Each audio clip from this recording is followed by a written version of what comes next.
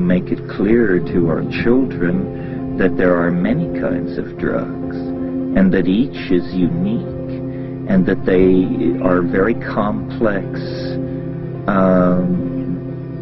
factors in human behavior. In other words, to sit around saying this drug is good, this drug is bad, is a fool's game.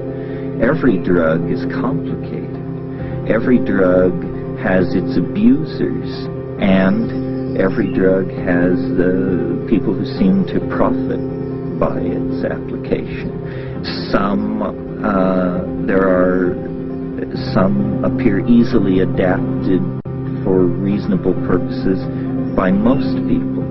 Some seem rather like wild horses, and few can ride. But we need to teach our children that this is one of the most complex issues they will meet in life. Besides the expression of their sexuality and the problem of how they're going to earn a living, how they shall relate to stimulation in the cultural environment is a major factor determining whether they reach maturity, psychological health, and a sense of personal well-being. So we've totally failed with this. We have not educated our children. And so the legacy of this is a lot of social problems and unhappy families and people whose full potential is delayed by episodes of drug abuse and so forth and so on.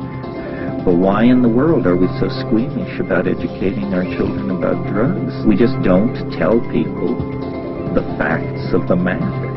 Is it because we are so enslaved to commercial interests, or so uncaring of our children's faith? I mean, it's a curious problem. We need to just talk straight to our children.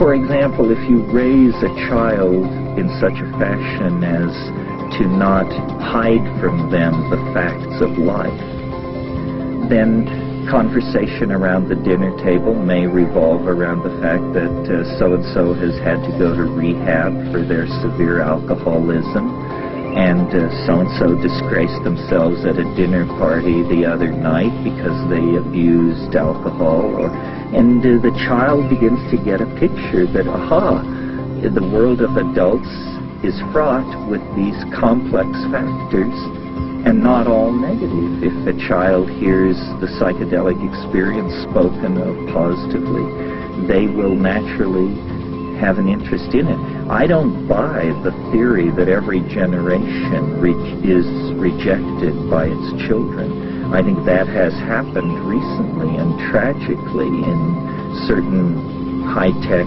industrial democracies. But to assume that a parent cannot hand on wisdom to a child without rejection is preposterous. And in raising my own children, who seem, knock wood, to be doing fine, I've simply not only shared with them the facts of the matter, but shared with them the fact that the distinction between adult and child is largely artificial. In other words, much of the world confuses me. Much of social situations, sexual dealings, drugs, I find myself wishing somebody had educated and explained it all to me. You don't ever suddenly understand, you know. We all carry with us into life blank spots in our understanding. So I consider myself at age 50 to be in a state of prolonged adolescence and ever learning and assimilating and passing on to young people, which is, I don't say child, I don't say adolescent, I say young people, whatever I know, and learning from them similarly.